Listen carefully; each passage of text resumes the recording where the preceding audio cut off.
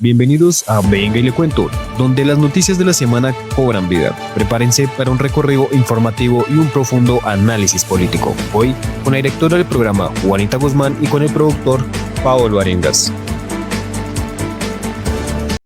Amigas, amigos, pero muy buenos días a todos ustedes. Espero que se encuentren de una gran manera. Ha llegado un mes muy especial.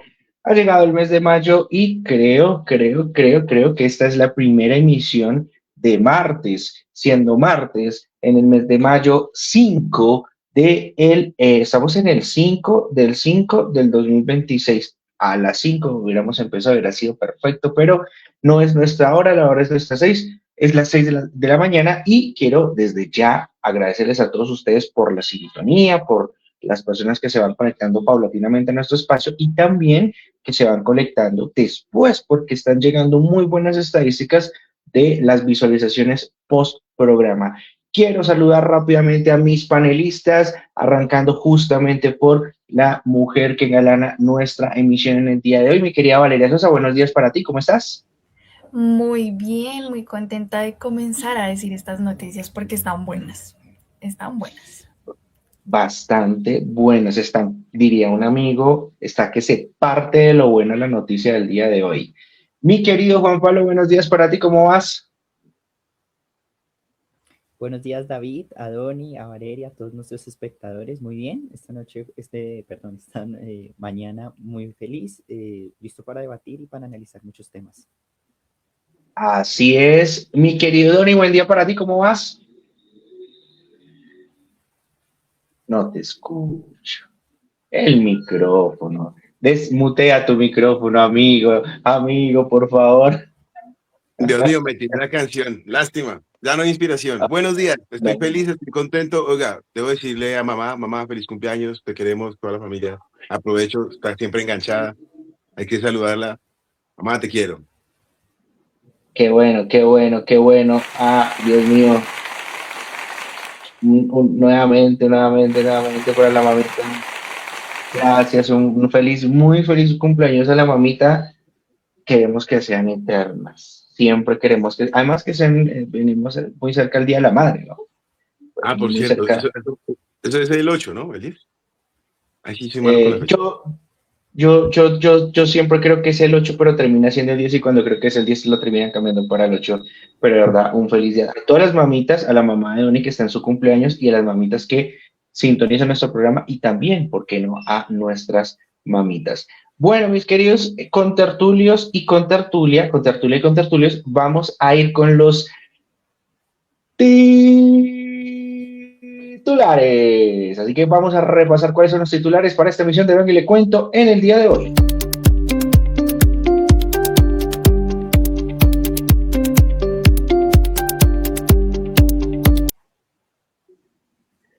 Bueno, les cuento rápidamente, entonces tenemos que hablar de la posible, esto solo pasa en Colombia y es bastante particular que pase, bastante.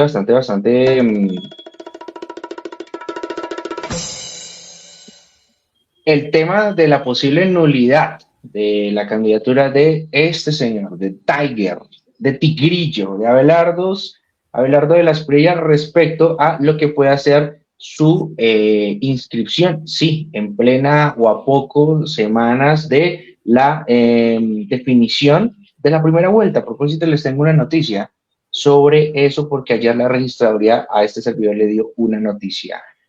También vamos a estar hablando de los casos de acoso que se han presentado en los medios de comunicación. Ha salido un informe muy importante de parte de Mi Trabajo que periodistas como Juanita Gómez, se nos metió Uribe aquí un momentico, señor, han compartido sobre RTBC, RCN, Caracol y El Tiempo. Varios medios de comunicación, algunos de los más importantes de este país.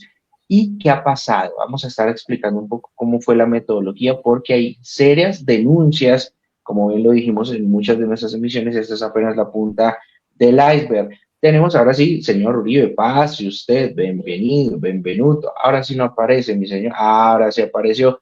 Bueno, pues hay un tema con los falsos positivos. Hay una información importante sobre los falsos positivos porque esa cifra que ustedes ven atrás, allí, de los 6.402, pues no era a exactitud los 6.402. Hay una respuesta, hay una solicitud de rectificación que también incluso llama al expresidente Juan Manuel Santos. Ya les vamos a contar.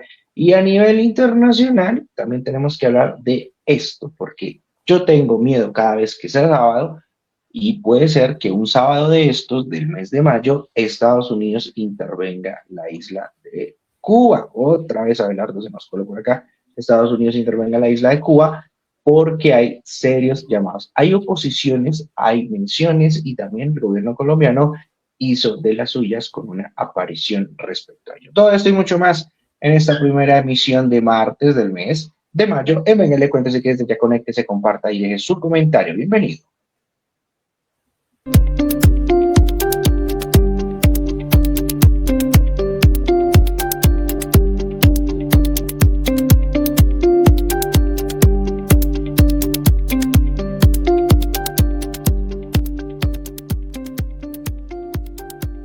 Bueno, chicos, tenemos entonces que hablar y tenemos que tocar el tema de esta primera noticia, ¿no? Vamos a estar hablando, uf, esto es bastante particular. Estas son cosas que podrían hacer parte de una nueva parte de 100 años de soledad, con todas las cosas tan macondianas que pasan en este país y en esta hermosa carrera política que tendrá su primera vuelta, partido de ida en términos futbolísticos el próximo 31 de mayo. Vale, ¿cómo así que el Consejo Nacional Electoral, más conocido como CNE, estudia la solicitud de revocar la candidatura de Abelardo de la Espriella por firmas? ¿Qué ha pasado? Cuéntanos ese chisme. Bueno, un ciudadano llamado Marcelino Julio Fonseca Bolívar fue el que hizo prácticamente una especie de denuncia o de llamado sobre irregularidades que hay en la campaña de Abelardo. Se dice que hay documentos falsos y firmas que no corresponderían a los ciudadanos. Pero aquí yo les quiero hacer una pregunta y es que si dice que hay firmas que no corresponden a los ciudadanos, ¿cómo es que la registraduría ya avaló su candidatura? Porque creo que nosotros sabemos que anteriormente, cuando se estaba haciendo como el aval de las candidaturas, sí hubo como unas firmas que no se contaron, pero alcanzaron a pasarlo y a avalarlo. Entonces, ¿ustedes creen que realmente hay firmas que la registraduría como que no revisó bien? ¿Creen que es posible eso? Yo quiero arrancar hablando. A mí se me hace que esto es bueno, a todo le estoy diciendo recoche últimamente, pero me llama poderosamente la atención que a menos de un mes de que se presente la primera vuelta, ya con un tarjetón establecido, con publicidad y propaganda dispuesta a las campañas electorales, espacio en medios de televisión, en medios de comunicación, estas cosas pasen. O sea, ¿cuál es el verdadero filtro que se está presentando? Y esto también empieza aquí esto abre otro debate también muy serio y lo escuché anoche. Estamos empezando, esto puede ser de pronto un pequeño parteaguas para las futuras candidaturas por firmas. Estas van a tener que presentarse con mucho tiempo más de antelación porque mira el chicharrón que justamente se le puede estar pasando a la registraduría y cómo está funcionando como órgano independiente respecto a la verificación de estos estamentos. Entonces, es muy delicado, es demasiado delicado. Estamos a menos de un mes, están los factores que les he mencionado, ya incluso Juanita lo había alertado tiempo atrás y creo que también Donny, sobre la validez de estas firmas que habían estado ahí, que parecía que 1 millón sí, que luego que 500, que luego que 300, luego terminó apareciendo que más de la mitad, creo que era casi el 47% de las firmas, no eran ciertas, no eran constatables, verificables, y ahora aparece esto, o sea, es un golpe bajo, podríamos decirlo, a la candidatura de Tiger, pero digamos que a las pruebas tenemos que remitirnos, y si las cosas no están bien, mi hermano, si las cosas no están siendo por el derecho, pues va a ser muy complicado así que una candidatura pueda avanzar, pero también que las candidaturas a futuro que se puedan presentar por este mecanismo puedan tener una seriedad y una validez mayor previo a una contienda electoral, chicos. No sé quién quiere mencionar, Juan Pablo, Doni. Yo creo, Bueno, pues yo lo bueno, que hágale creo. Juan. Listo, Dani, gracias.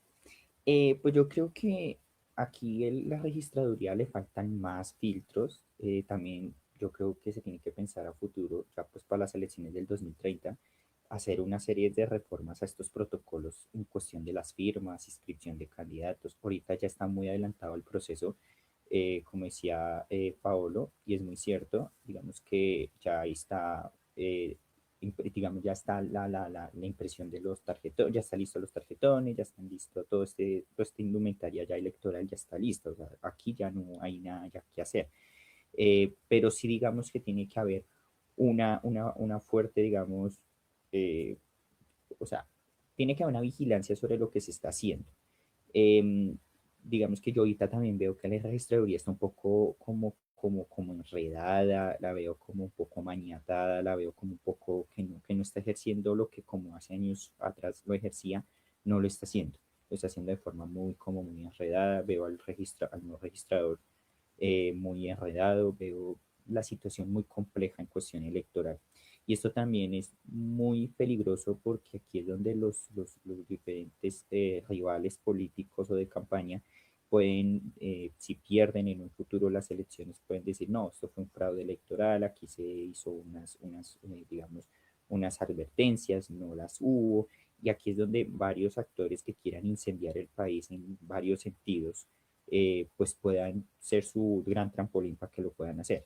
Entonces acá la registraduría tiene que primero poner las reglas claras. El que hizo varias, digamos, hay fuertes cuestionamientos, hay que sancionarlo y ser muy claro sobre los filtros que están habiendo.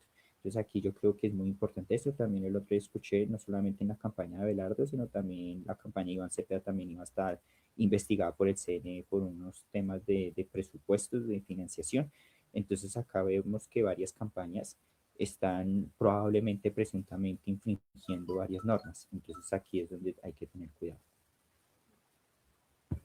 Yo creo de mi parte, sí lo decíamos con Juanita en alguna de las emisiones, de que ese es un cuentazo, lo de las firmas se ha vuelto una recocha, una mamadera de gallo, porque ya no es que me represente, sino cuántas firmas me levanto, ya, simplemente. Puede que una misma persona le firme a 3 candidatos diferentes, aunque ninguno le guste y le firme porque le pareció chévere, porque a ver qué pasa. 5 millones, 6 millones de firmas para que le pasen un poquito más de 1,5 millones, creo que fue, no recuerdo bien la cifra exacta que le terminaron aprobando del montón de cajas que traía. Yo sí siento a la registraduría muy blanda, muy falta de carácter, porque es que se menciona a los medios, yo recuerdo muy bien al director, al señor Penagos, exactamente, don Hernán Penagos, ¿no? Él decía en los medios, efectivamente se encontró que una de las campañas traía fotocopias, entre el montón de firmas se veían hojas en blanco, pero no dan el nombre. Yo creo que lo justo y de cara a la gente es decirle quién fue, en qué campaña es, porque dice por ahí los más sabios, en los detalles está el diablo. Entonces, si desde el principio, recogiendo firmas, ya te tratan de engañar, te venden un show, usted ya sabe que lo que puede hacer esa persona en el gobierno, independientemente de quién sea, es un show, manipulación, manejo de cifras, datos, ¿sí? Entonces yo sí creo que la registraduría debería poner más de su parte, porque finalmente ellos se defienden cuando hablamos de las votaciones, que hacen un muy buen trabajo, pero cuando se trata de decir con nombre propio quiénes son los que pecan, como que los protegemos, como que ser candidato, ya ni siquiera ser presidente, ser candidato les da un fuero especial para no ser denunciados públicamente. Entonces, yo siento que la registraduría falla. Yo les preguntaba eso porque hay, digamos, algo chiquitico que es extraño, porque algunos medios dicen que el demandante o el denunciante sí como adjudicó pruebas para poder demostrar que sí había irregularidades, pero otros medios dicen que no adjudicó pruebas y que pues ahí cómo va a justificar esa petición que está haciendo sobre analizar como la campaña de Abelardo. Y por otro lado, Abelardo dice que está totalmente tranquilo porque no ha hecho nada irregular y que todo está muy bien, entonces sigue, entre comillas, y como su campaña lo dice, firme por la patria. Hay un tema esta semana, y ahí está la respuesta de Abelardo. Rapidito, mientras dimos la noticia, me puse a buscar si hubo una rectificación. Ustedes no sé si han visto que hay un comercial de la registraduría que es como, no, confía en el proceso electoral, los organismos, los jurados, yo no sé qué, confía. ¿Ustedes creen que con estas vainas uno va a confiar en el proceso electoral, sabiendo que por el primer filtro que tiene que pasar esta vaina es por la registraduría? O sea, es totalmente absurdo tener este tipo de confianzas. No, no lo decimos porque sea Abelardo, puede ser Sandra McCollin, puede ser el candidato de Juan Pablo Santiago Botero, puede ser mi Fajardos, puede ser el que sea, pero si estas situaciones pasan con cualquier candidato, obviamente pues esto va a generar un ambiente de desconfianza en el electorado de cara al primer ejercicio, que es un pistoletazo en un sistema electoral colombiano que tiene desde la Constitución de 1991 dos fases si los candidatos no logran superar el umbral del 50+1. Entonces, incluso en algunos casos hasta el 44%. Entonces, es un tema delicado. Quiero compartir esta interpretación que justamente muy al lugar lo que dice Vale, de lo que dijo Abelardo de la Espriella en las últimas horas. ¿Qué fue lo que dijo el hombre? Colombianos, defensores de la patria, calma, que no panda el cúnico, como decía el Chapulín Colorado. Mi candidatura presidencial está en firme. Por favor, no coman cuento. Todas las firmas recogidas por ustedes, por el pueblo colombiano, por la gente, fueron verificadas y validadas por la Registraduría Nacional en su momento. Y con ellas se sustentó mi aval. La inscripción fue aceptada y respaldada por el Consejo de Estado. Eso es muy importante tenerlo en cuenta. No hubo irregularidades. Todo fue revisado hasta la saciedad, pese a que me querían fuera del juego. Y aún así, sobrepasamos ampliamente el número mínimo de firmas. Por eso... Bueno, Consejo de Estado. Aquí también se la tiró al Consejo de Estado. Otra institución más en este sistema. ¿Alguna opinión final respecto a la polémica que acaba de declararnos de Tiger por ahora, chicos? Sí, yo rápido. Creo que esto es el reflejo, es un espejo de la mediocridad en general con la que nosotros medimos a los que se supone que van a gobernar. Me recuerda al colegio, no sé hoy en día cómo será, pero yo recuerdo que en mi época muchos malos pasaban porque la mayoría eran buenos, ¿no? Entonces pasaban al más flojo, como por el promedio creo que era, ya no recuerdo muy bien. No sé si es igual hoy, pero aquí veo lo mismo. Entonces, son 6 millones de firmas, pero la mitad o más de la mitad son falsas, pero alcanza un poquitico, alcanza a ser candidato. Pasémoslo, ¿no? Este reflejo de la mediocridad pura de Colombia. Sí. Juan Pablo. Yo creo que estas elecciones, yo me he puesto a hacer un análisis, y son unas elecciones o unos comicios mediocres en todos los sentidos, desde la parte de las registradurías, de los candidatos, propuestas, candidaturas, todos me parecen una manera de mediocres. No proponen nada nuevo, ahora mismo la registraduría está permitiendo este tipo de cosas, y no solamente en la campaña de Abelardo, en muchas campañas está pasando otras irregularidades que se están investigando.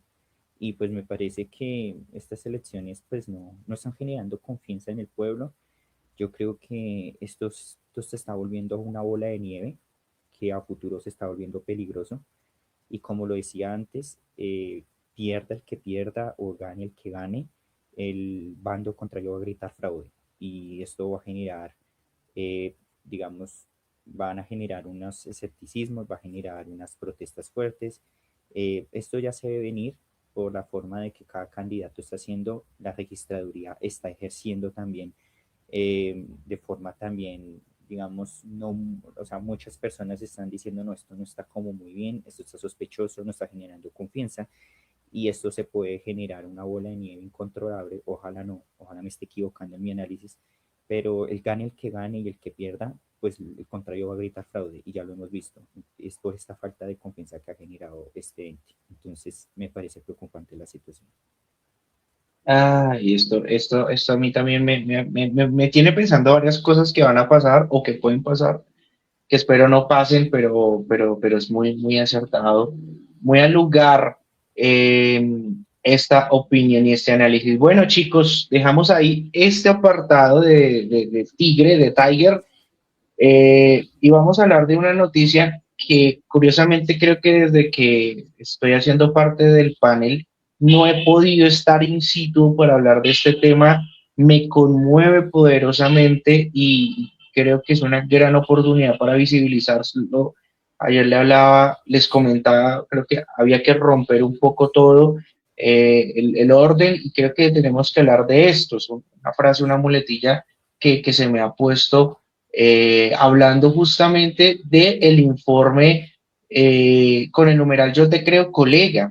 Rápidamente quiero mencionar y citar la fuente, Juanita Gómez, ex periodista, bien saben ustedes, de Caracol, ahorita pues está en semana, pero pues es una de las mujeres que ha estado muy detrás, abanderando esta lucha, esta causa, en pro de conocer las denuncias de acoso laboral y también sexual en los medios de comunicación y no solamente eso, porque aquí podemos estar hablando de una sola esfera del asunto, pero hay muchas esferas. En este momento, y duele decirlo, pueden estar presentándose casos de acoso en cualquier esfera de este país y hay un informe que, si ustedes me permiten, voy a compartir vía X, creo que me queda un poco mejor para que ustedes también puedan tener esta ilustración y obviamente pues también saber un poco de primera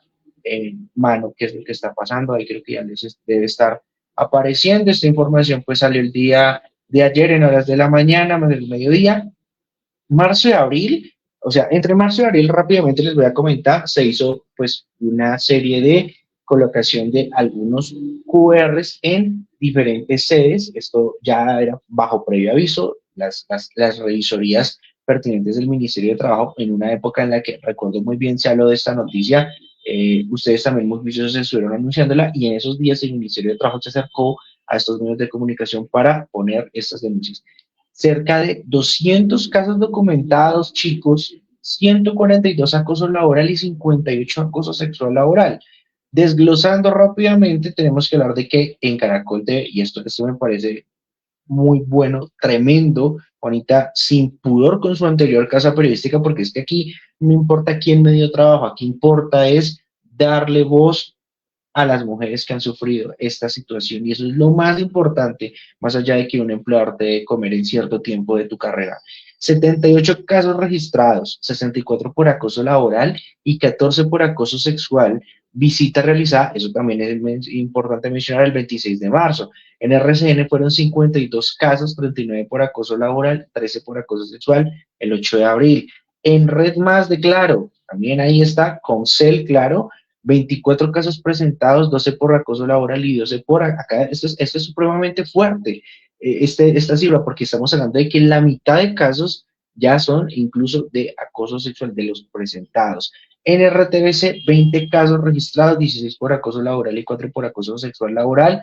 Visita realizada el 6 de abril. En Canal Capital, también canal estatal de la alcaldía, 16 casos presentados, 7 por laboral y acá se supera incluso la cantidad de acosos de índole sexual. Y en Canal 13, 10 registrados, 4 por laboral, igualmente situación, 6 por acoso sexual laboral. También hay unos patrones identificados, conflictos de convivencia, cuando podrían ser violencia sexual, es decir, hay una situación que puede ser incluso tipificada. Estos casos de conflicto por convivencia son catalogados dentro del acoso laboral, pero incluso podrían estar en la otra categoría, cierres informales y falta de trazabilidad. ¿Esto qué quiere decir? Que no tenemos una ruta establecida de seguimiento para las personas que están haciendo esas denuncias. Ustedes pueden acceder a este documento aquí, esto es mi trabajo, y aquí, con el zoom de mi computador, les estoy mostrando las señales y las visitas, las medidas preventivas. Mira esto, en este caso pues en RCN, Canal Capital y Red Más no aplica, Canal 3 está en acta de suspensión y acá pues hay unas automatizaciones presentadas de acuerdo pues a estos contextos. Todo el informe, y aprovecho para darle acá, lo pueden encontrar en yotecreocolega.com/informe. Yotecreocolega.com/informe. Aquí ustedes pueden encontrar todo lo que pasó y el informe completo para que también hable sobre los más, además de esto.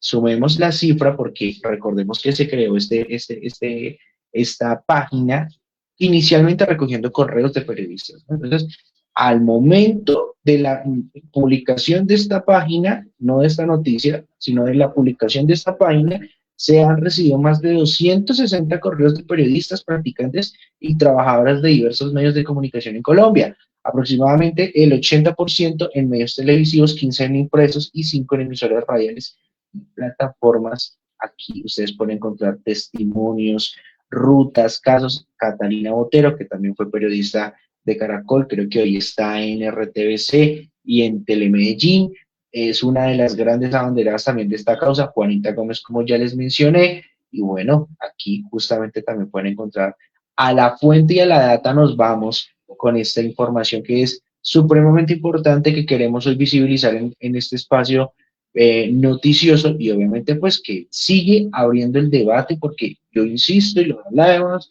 con alguien del medio, justamente de un medio que es editorial en este país, es apenas la punta del iceberg. Esto apenas está comenzando, y enhorabuena, aunque dolorosa hay que decirlo, que las mujeres, las periodistas se estén animando a hacer estas denuncias y que se esté haciendo algo, aunque hay que decirlo, ¿por qué no se hizo antes? Quiero escucharlos, no sé si podría arrancar teniendo pues ya el contexto y todo, contigo, Vale, tu opinión, ¿qué opinión tienes al respecto de este informe Yo Te Creo y de esta sanción, de estas visitas que realizó Mintrabajo a algunos de los medios más importantes de este país? Es un poco irónico que los dos medios más vistos son los que tienen más casos de acoso laboral y acoso sexual laboral, porque Caracol de hecho es el que supera a todos. O sea, en quejas de acoso laboral tiene 64 y en queja de acoso sexual laboral tiene 14. Y RCN en quejas de acoso laboral 39 y en quejas de acoso sexual laboral tiene 13. O sea, tienen un montón, pero seguramente también por lo que ellos tienen como más trabajadores quizás. Pero sí hay una alarma de una, y es que en los casos y en las anécdotas que se cuentan en la página, siempre está como la normalización del acoso. Entonces, por ejemplo, hay una que dice, me pegó una nalgada y enfrente de uno de mis jefes y nadie dijo nada. Me besó, nadie dijo nada. Me dijeron perra, nadie dijo nada. Entonces, ¿cómo así que hasta ahora sí se logró como destapar un poco todo eso y se dejó de normalizar, y hasta tuvo que ir el Ministerio de Trabajo a revisar cada medio para poder mirar cuántas quejas o cuántos casos han existido o hay hasta ahora? Y igualmente faltan muchos medios por revisar. Entonces imagínense, porque en cada medio ni siquiera hay uno que diga 0 quejas. En todos hay al menos una. Entonces sí se me hace pues triste, porque cómo es que seguimos a estas alturas de esa manera normalizando el acoso. Total, ahí quiero agregar justamente, Vale, estamos en el 2026. A mí esto me parece sumamente escalofriante. ¿Cuántos años? O sea, no sé si quieres, porque los meses valen 30.000 hectáreas. ¿Cuántos años no se han permitido estas normalidades? Juanita Gómez creo que habla de casos desde el año 2015 y de ahí para atrás. Podemos seguir hilando más, y hasta ahorita se le está prestando la atención que debería, porque sí, hemos dicho ni una menos, hemos hecho tantas campañas, la ley de Rosa Elvira Celi y demás, pero cuando acá es donde en verdad decimos esto debe haber pasado hace mucho tiempo antes.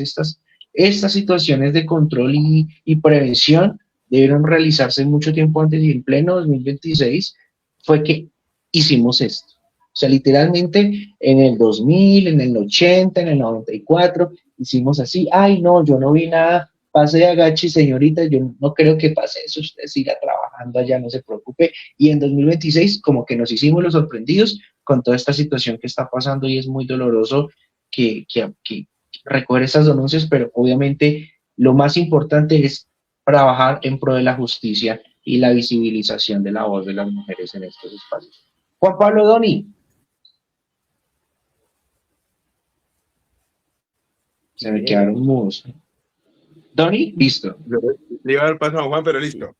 Yo en este caso, yo lo decía, cuando tuvimos la oportunidad de debatir con la señorita y las otras señoritas sobre el tema del feminismo y demás, yo no estoy tan de acuerdo cuando don David dice por qué hasta ahora se presta atención.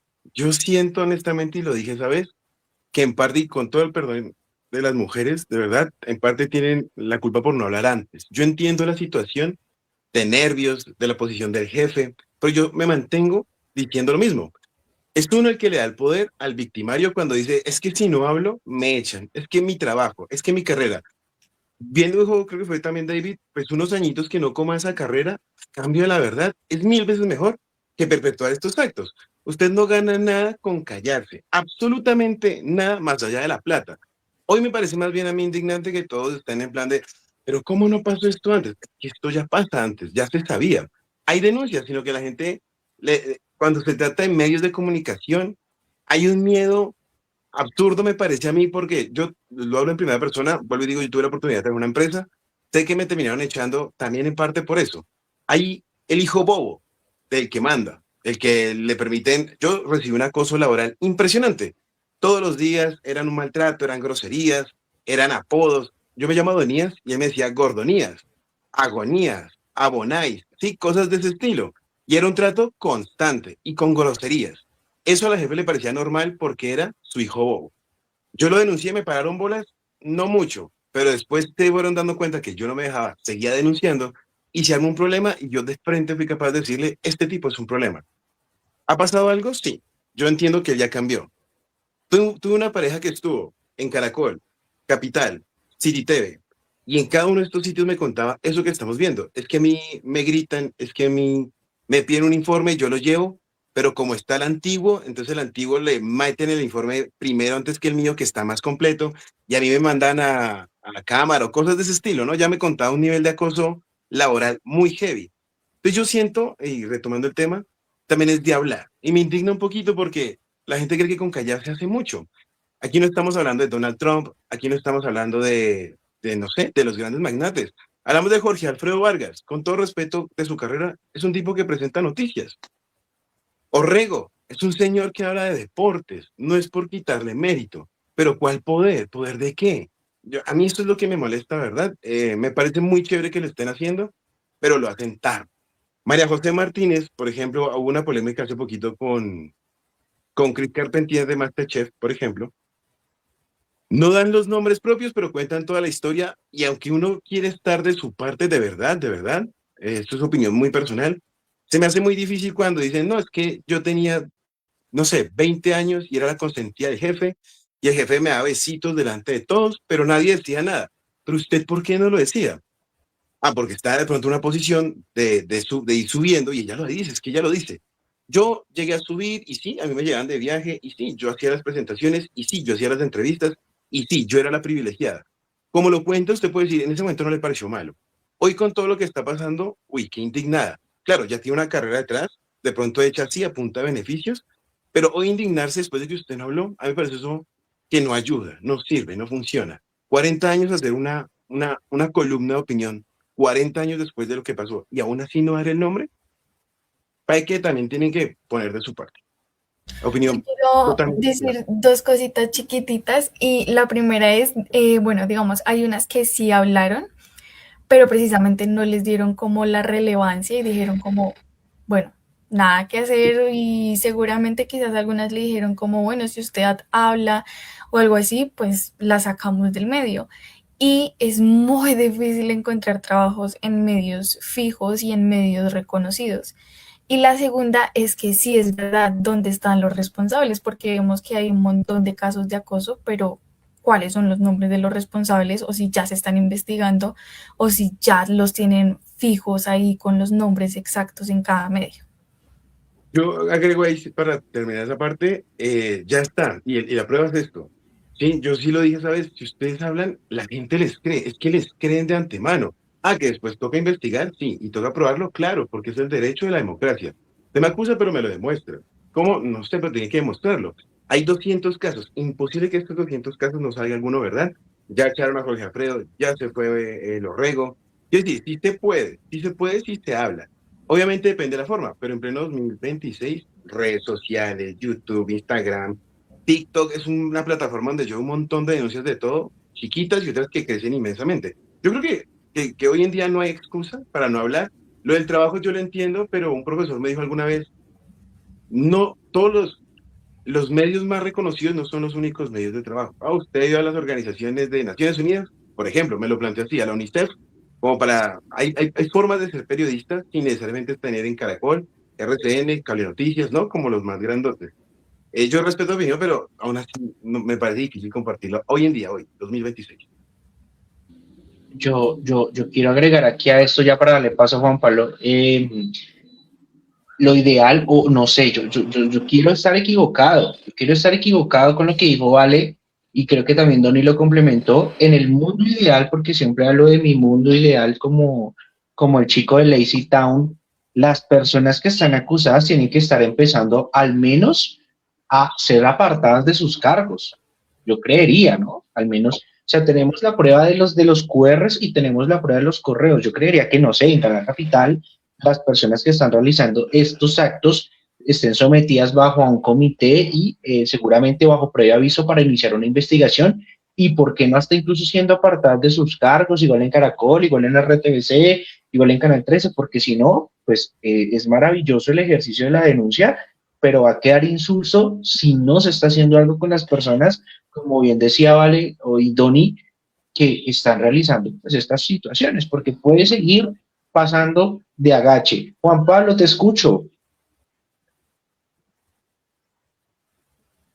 Bueno, pues yo primero que todo tengo que decir que esto es la punta del iceberg. O sea, lo de Canal Caracol, Caracol Televisión es la punta del iceberg. De, o sea, eso es como la puntica y hacia abajo hay una podredumbre total en todo. Comparto lo que dice Donny, pero también comparto un pedacito de lo que dice Valeria, y es que estos personajes, o sea, para que no hubiera denuncias, como decía Vale, para que no hubieran denuncias, para que se quedaran calladas las víctimas, ellos abusaban de su poder, abusaban de su influencia, abusaban de sus cargos. Tony tiene razón, eran simplemente, el uno era un narrador digamos, un comentarista de deportes, el otro era un presentador de noticias, pero aún así dentro del canal, dentro como esa jerarquía, ellos tenían un poder, tenían influencias y con esto lograban chantajear a las víctimas para que, digamos, estuvieran calladas. Como digo, aquí la verdad muchas personas en las últimas semanas, desde que se presentó esta denuncia en Caracol, han dicho, no, es que esto solamente se presenta en medios privados, ¿no? En los públicos también, aquí hay denuncias incluso de Canal Capital, RTBC, o sea, eso es algo que aquí no tiene distinción si es público o privado. Pero lo que sí no hay distinción aquí es que todos tienen denuncias de acoso sexual y de acosos aquí en general en estos medios. Entonces, me parece que es algo, una vergüenza total que esto pase en la televisión, canal que sea, o la radio que sea, la emisora que sea, es una vergüenza que esto suceda. Ahora, con qué, digamos, confianza o fe o los chicos que están saliendo de las universidades pues van a ir a trabajar en un medio de estos donde los persiguen, donde los acosan, donde los censuran, donde, bueno, o sea, aquí, ¿qué garantías se están dando? Bien por el Ministerio de Trabajo, puedo decir que este gobierno sí le ha puesto sentido a todos los tipos de acosos donde se han denunciado, tanto en los medios, en las empresas, etcétera. Me parece muy importante que el ministerio le esté poniendo cuidado a este tema, porque hace unos años eso era casi inimaginable, los gobiernos casi no le ponían atención, eran muy escasas las acciones, este gobierno lo está haciendo y me parece muy interesante, pero aquí vemos que es una podredumbre general, como vuelvo lo reitero, esto es la punta del iceberg y no sabemos qué más podredumbre haya debajo, no sabemos si va a salir a la luz más, pero probablemente haya una olla podrida en todo esto. Y posiblemente Cortico, señor. esto es una invitación a los candidatos también como a replantear como sus propuestas, ¿no? Porque finalmente yo siento que el tema de la violencia también se usa mucho como un manto, ¿no? Siempre termina siendo lo más importante cuando estos casos, por ejemplo, ya deberían ser el focus del día a día. Yo siento que el tema de la violencia lo hemos visto, se utiliza mucho como factor de amedrentar a la gente, pero yo puedo decir que de alguna forma se puede superar ese capítulo después de lo que fueron las negociaciones de paz. Ha cambiado, ha cambiado. Entonces el focus debería estar como en este tipo de cosas también, ¿no? Ir más allá los derechos laborales de las personas para sentirnos dignos, siendo trabajadores y bueno, tener formas de denunciar este tipo de casos. Y habla, amigo, amigue, habla que eso siempre funciona. Sí, eso es importante, incluso puede ser un tema muy pertinente, está mal dicho, es un tema muy pertinente para los debates presidenciales que podamos tener de aquí en adelante. Y obviamente el llamado, sigan denunciando, sigan hablando. Yo te creo, colega, es la página que está recopilando pues todos estos eh, correos y testimonios, y seguramente también hay muchas iniciativas más, creo que también con Volcánicas, creo que también con Vorágine. Bueno, hay muchos medios que también se están sumando a la recopilación de denuncias en pro pues de defender los derechos de las mujeres. Bueno, vamos a hacer justamente un pequeño cambio. Este puente me es un poco tortuoso, como solemos mencionar, porque tenemos que hablar de los falsos positivos, 6:48 de la mañana. Mi querido Doni, ha pasado, hay novedades con los falsos positivos, y muchos temas. Las escuchas tenían más razón de la que muchos por ahí presupuestaban. Muchos decían, ah, no, las escuchas tenían razón. Pues sí, las escuchas tenían razón, y mucho más que eso. ¿Qué ha pasado con los falsos positivos, mi querido amigo? Pues a estos mal llamados falsos positivos o ejecuciones extrajudiciales, como legalmente se les dice, ¿sabe quién también tenía razón sobre la cifra? Polo, muchachos. ¿Se acuerdan que él cuando fue y botó las botas decía, es que esto no es verdad, no hay no? Sí, tenía razón, no eran 6.402, sino 7.837 las víctimas, teniendo en cuenta, y también haciendo la salvedad, la JEP, que es la Jurisdicción Especial para las Paz, pues actualizó la cifra de las víctimas sobre la base de ampliar el periodo de investigación. Recordemos que esto fue más o menos entre el 2002 y el 2008, el periodo en el que se analizó, donde este señor, para muchos el gran colombiano, durante su gobierno, se presentaron las 6.402 víctimas de falsos positivos o ejecuciones extrajudiciales. En esta nueva investigación lo ampliaron, de 1990 hasta el 2016, lo que quiere decir, en honor a la verdad, pues que también estamos hablando de casos antes de Uribe y después de Uribe, que vendría siendo Santos, ¿no? 2016 Uh-huh. hasta Santos, ¿verdad? Entonces, Santo. hay también echarle ojito a eso, porque ni Santos ni Uribe, por ejemplo, han querido comparecer ante la JEP para dar su opinión. Y son dos personajes relevantes, uno porque fue durante su presidencia y el otro porque fue ministro de Defensa, ¿no? Y después hizo unos acuerdos de paz. Entonces a ellos dos se les hace la invitación también a acercarse a la JEP para dar su opinión, su testimonio. Sobre esta actualización de datos, obviamente hay toda una polémica política, porque Iván Cepeda, el abanderado número uno de la lucha contra Uribe por este caso, dijo a través de sus redes sociales: ¿y cuándo será juzgado por crímenes de la humanidad Álvaro Uribe Vélez? Obviamente Paloma Valencia, su máxima defensora, sale de una vez en sus redes y le dice: no sea descarado, Iván Cepeda. Usted no defiende las víctimas, las usa. Responda por los resultados de su paz total por cada secuestrado y cada líder asesinado. Hoy ataca a Uribe, el hombre que derrotó al terrorismo que usted legitimó.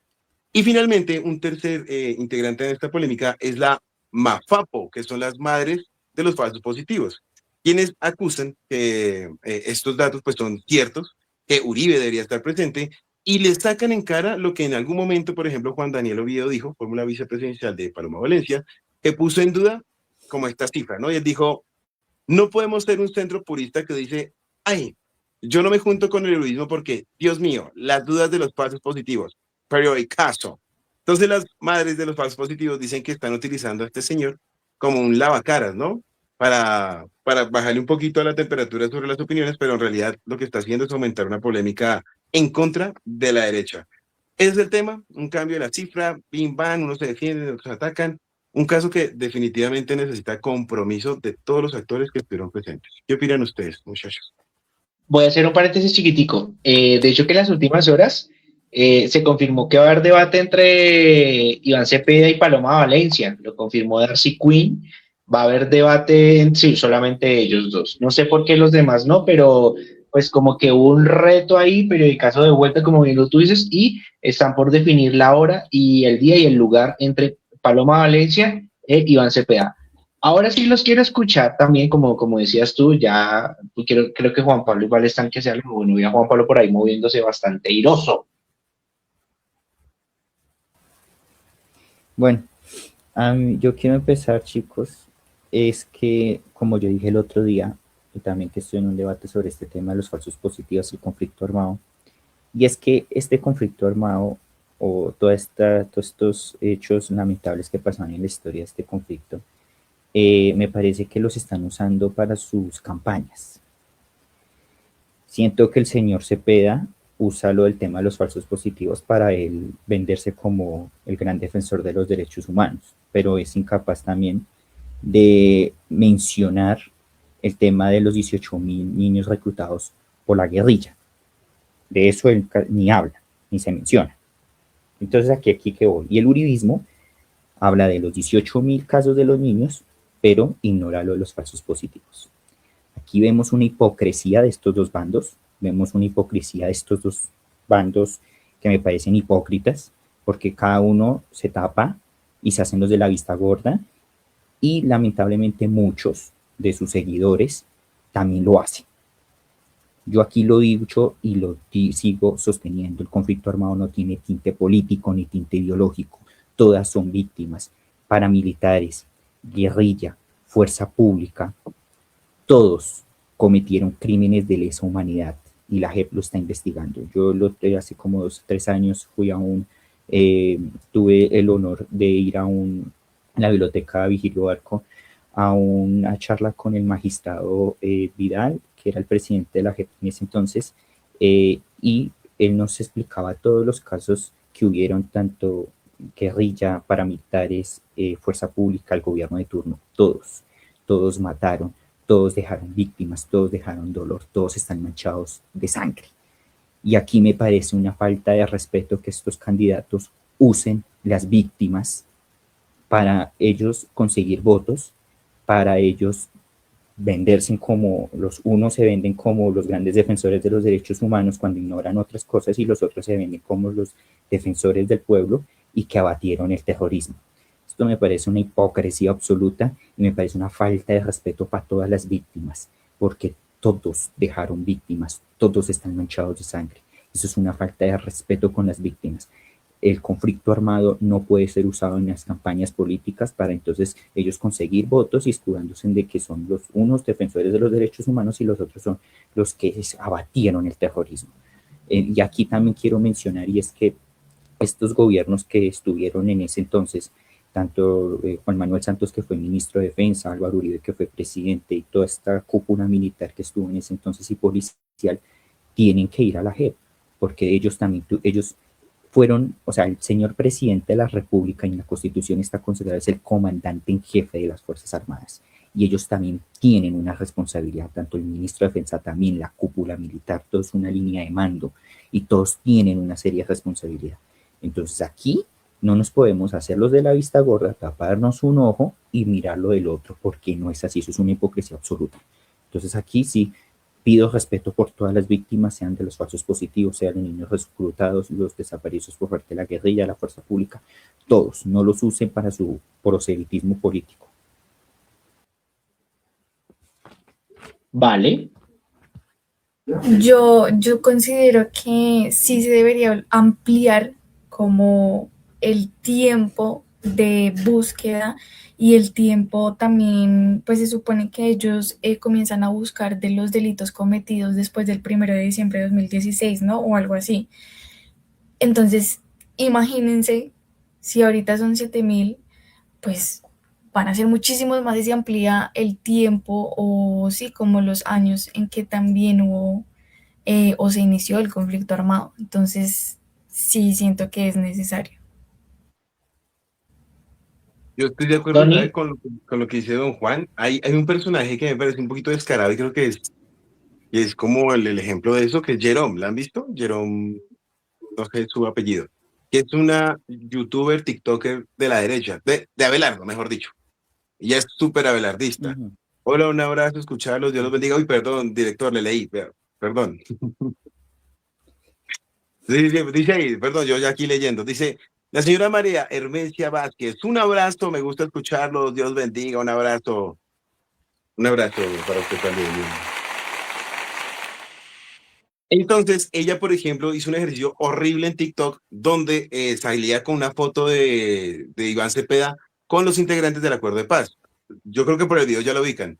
Que le preguntaban en la calle a las personas, Ujú. ¿usted por quién va a votar? Cuando decían Cepeda, te sacaban el cartel inmenso y te decían, tómese una foto con los amigos de Cepeda, o iban con un camión y un cartel gigante hablando de 18.000 secuestrados.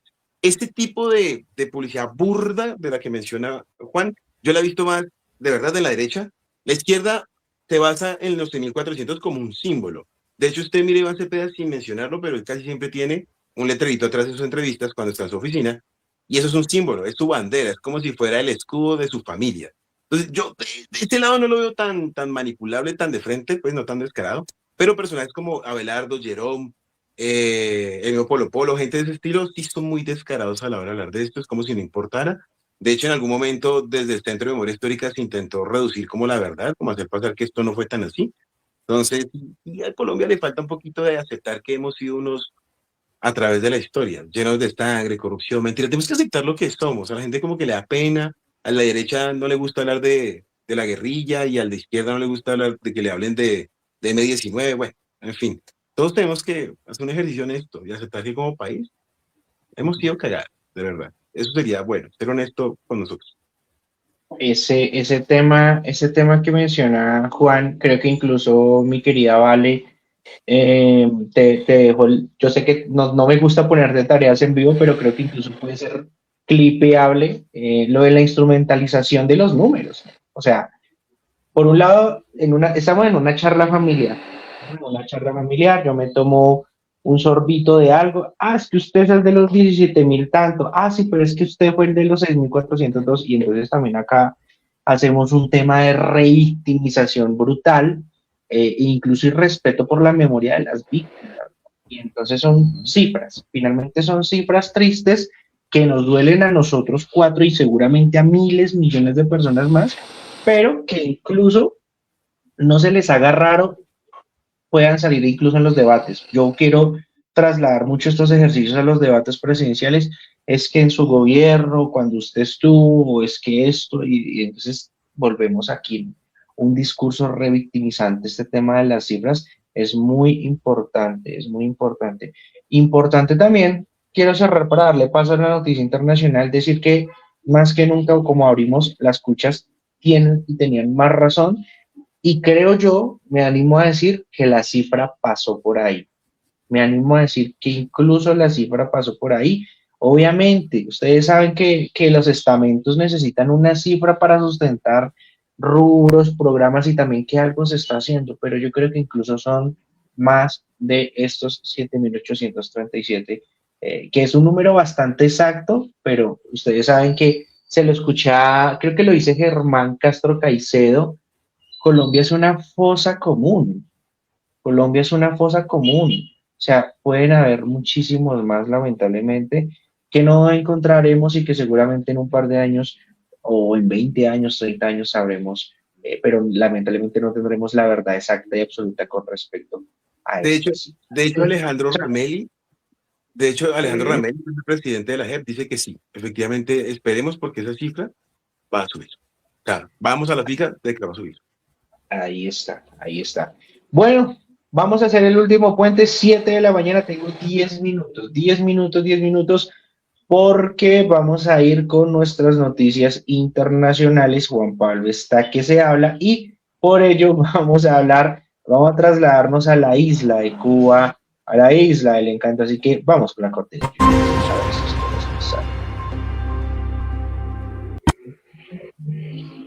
Bueno, mi querido Juan Pablo, se puso las gafas del hombre, ya se nos iba también al aeropuerto. Eso, déjese las puestas para esta noticia. Sol, playa. Mi querido Juan Pablo, ¿Qué está pasando?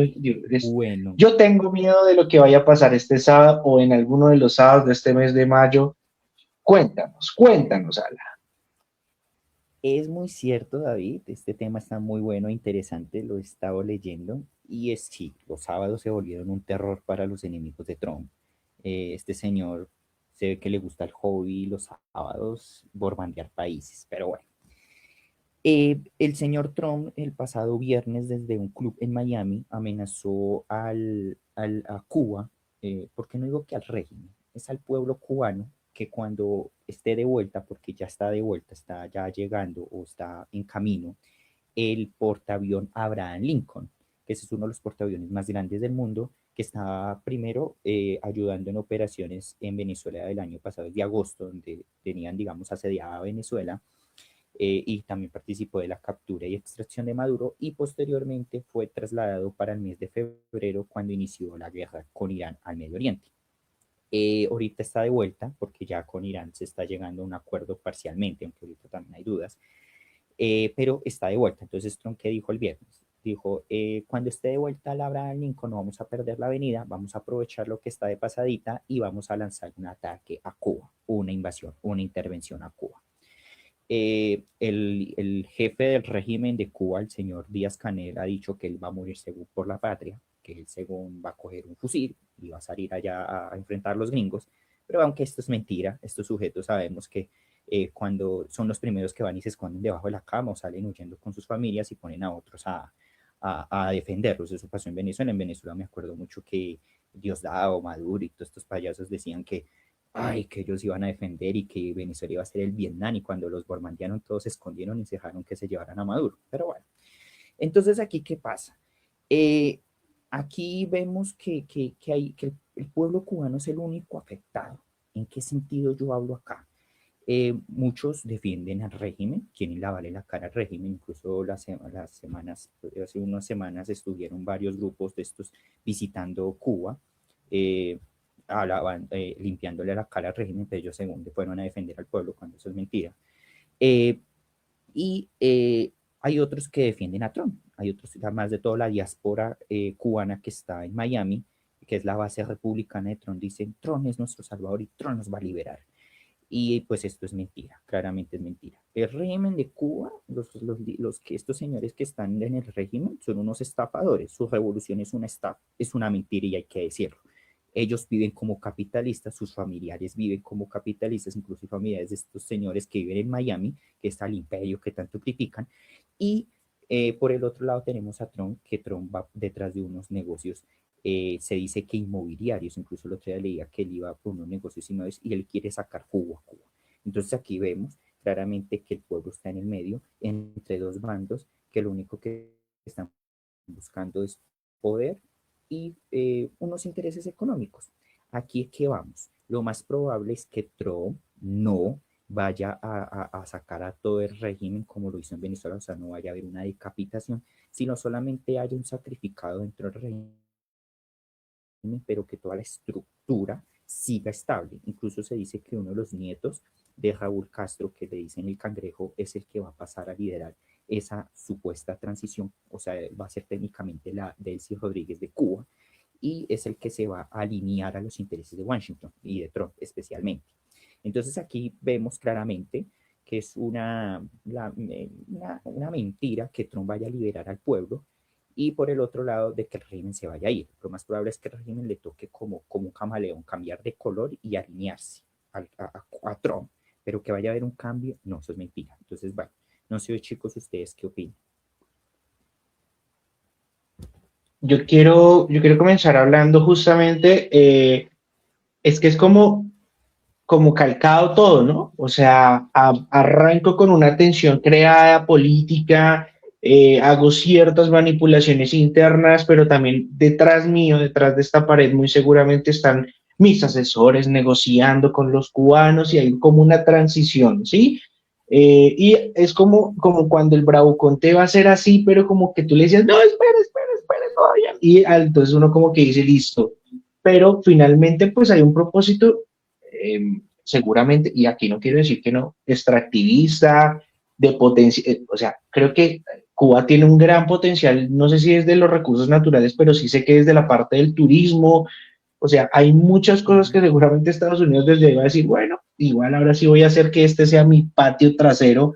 Ya no lo fue Panamá porque los panameños se me rebelaron, entonces ahora va a ser Cuba. Y ahí justamente pues también de cara al Caribe, al movimiento comercial, puede ser importante, pero volvemos a lo mismo, o sea, llegamos al territorio, extraemos la cabeza visible bajo una previa negociación, unos acuerdos. Tú dijiste algo muy cierto, no va a haber un cambio. En Venezuela, pues la gente está esperanzada del sí, pues finalmente se atornilló ahí, ya quedamos ahí, ¿no? O sea, ni María Corina, ni Capriles, ni nada, y pues parece ser que eso pues será lo mismo, ¿no? La copia de la copia de la copia, y pues los cubanos en el limbo, como la canción de Cables Morales. Entonces, pues veremos qué pasa, pero yo siento que puede ser la copia de la copia de la copia, aunque ahora sí tengo un poco de nervio porque el tema violento sí creo que escaló a otro nivel aquí, fue un poco diferente al de Venezuela, no lo siento yo un poco así, además pues por el transporte, entendiendo también que Cuba es una isla, no es un territorio anclado a un continente, sino que incluso pues es diferente también la maniobra logística alrededor de ello. Donny, vale. Yo siento que, pues en parte es un poco triste porque siempre ataca es a los países que están más vulnerables y en este caso con Cuba siento que está entre la espada y la pared, porque aparte con las sanciones, con las crisis energéticas que tienen, o sea, ya puede hacer todo lo que quiera Trump y pues él sabe que lo puede hacer y por eso lanza esas amenazas, pero creo que no lanzó, digamos, como una fecha específica o, por ejemplo, no recuerdo con quién era, o no sé si era con Cuba también, que dijo, esta noche va a morir una población o algo así. Con Irán. Entonces, sí, entonces siento que, pues, está el miedo, pero quizá también pueden ser como amenazas al aire porque no ha dicho fecha, hora y tampoco hay como un aval exacto y creo que el Senado trató como de limitarlo un poco para no cometer tantas barbaridades. No, sí, muy densa. La relación entre Cuba y Estados Unidos es esa relación supremamente tóxica, ¿no? Donde el demás poder a la brava te obliga a hacer las cosas y a la brava caen sanciones económicas a lo que marca. Entonces, como cubano debe ser muy feo sentirse que no es libre realmente, que depende mucho de papá Estados Unidos. Y papá Trump, y yo apoyo la teoría de la señorita Vale, eso es pura amenaza. Donald Trump está acostumbrado a eso, es como más advierte, te digo, te aviso, que hoy, si te portas mal, no sé, como el papá malo, soldado advertido no muere en guerra, ¿sí? Una cosa así. Te lo estoy cantando para que se porte juicioso. Le estoy dando la oportunidad que no la embarre. Y él va de frente, sí, con enemigos de verdad, como los iraníes, ¿no? O los rusos, de pronto, cosas de ese estilo. A Cuba yo, pues, con el respeto, ¿no? Pero como esa isla que tratan como la mascota, pobrecitos. Qué pecado. Y el mundo como que tampoco les apoya, el mundo como que sabe, Cuba es Estados Unidos, ¿no? Entonces nos da como la misma vaina. Entonces, lástima, lástima. La verdad, decían por ahí que el mundo, por ejemplo, no entendía muy bien quiénes eran los personajes cubanos importantes, pero sí el contexto. Entonces decía que en la muerte de Celia Cruz no había mucha gente y había un chino también ahí. Entonces un cubano al lado del chino de Asia, de Eurasia, Miselia, Miselia, ¿no? Y entonces el chino le dice, Miselia, pobreza, hambre, olible, olible, ¿sí? Entonces, en el mundo Cuba se ve así, pobrecitos, qué pecado. Pero Es yo un quiero tema. añadir algo. Yo Señor. quiero añadir algo.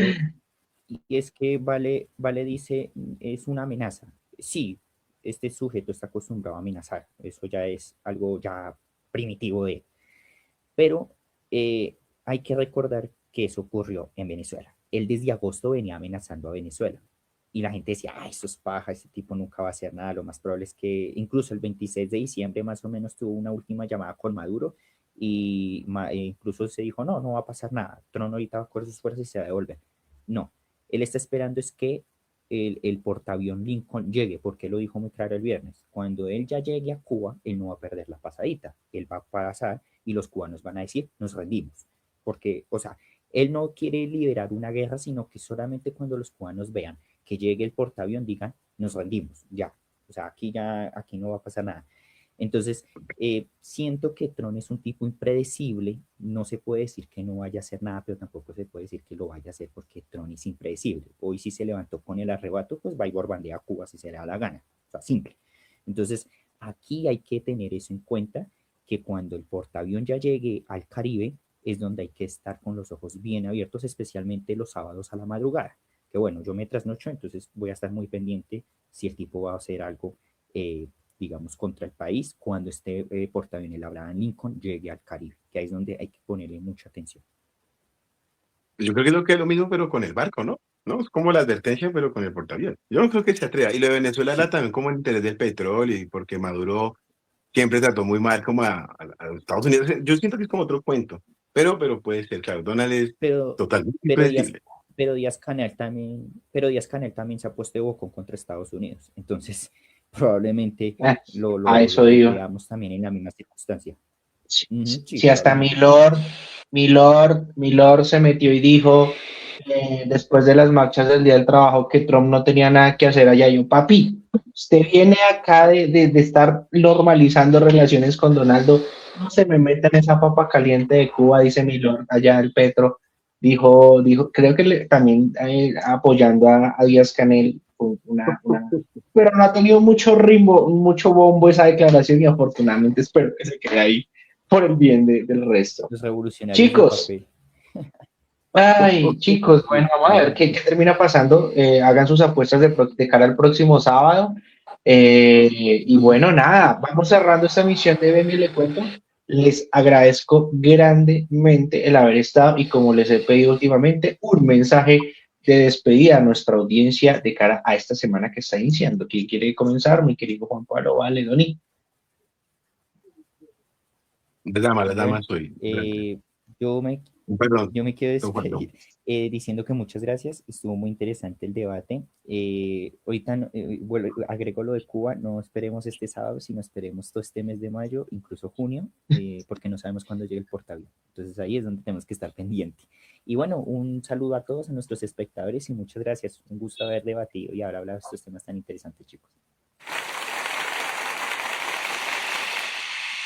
Querida Vale, Doni. Yo digo que no se olviden de ver los planes de gobierno de cada candidato porque ya se acercan las presidenciales y es muy necesario para poder votar bien. Ya. Sí, planes de gobierno y por favor necesitamos debates. Yo necesito debates, me estoy estresando. Debates. Doni. Bueno, yo no estaba informado sobre lo de Paloma y Bancho, pues entonces invitación a todos, palomitas de Abamaís, para ver ese espectáculo. 2, para los más geeks, no olviden que hoy, 4 de mayo, es el Día Internacional de Star Wars, así que vive la fuerza de tu lado. Y también para los superiores de la vida real, unas felicitaciones, porque también es el Día Internacional de los Bomberos. Así que si tienen familiares bomberos, ¡vamos! ¡Feliz día! Héroes. No nos quitamos la manguera. Sí, oye, sí, por favor, totalmente. Saludo a los bomberos que nos ven, a los bomberos de SUA, por ejemplo, también, que cada rato están por estos lados acá corriendo los bomberos de SUA, de verdad que un saludo a los bomberos de SUA y bueno, pues nada, sí, allá pasaron, sí, raro que cada rato pasan, ojalá que los feliciten mucho. Bueno, de esta manera llegamos al final de esta emisión de Venga y Le Cuento. No olviden seguirnos en las redes sociales de Suba al Aire. Nos puede encontrar en Suba al Aire como Venga y Le Cuento, como @vengayle-cuento.p y en Suba al Aire nos puede encontrar como @subaalaire88.4. Esto fue todo por esta emisión. Se cuidan mucho, que tengan una feliz semana. Y ahora sí, estamos hablando. Se me cuidan. Cuídense mucho. Chao. Ahora sí nos suena esta cosa. Chao.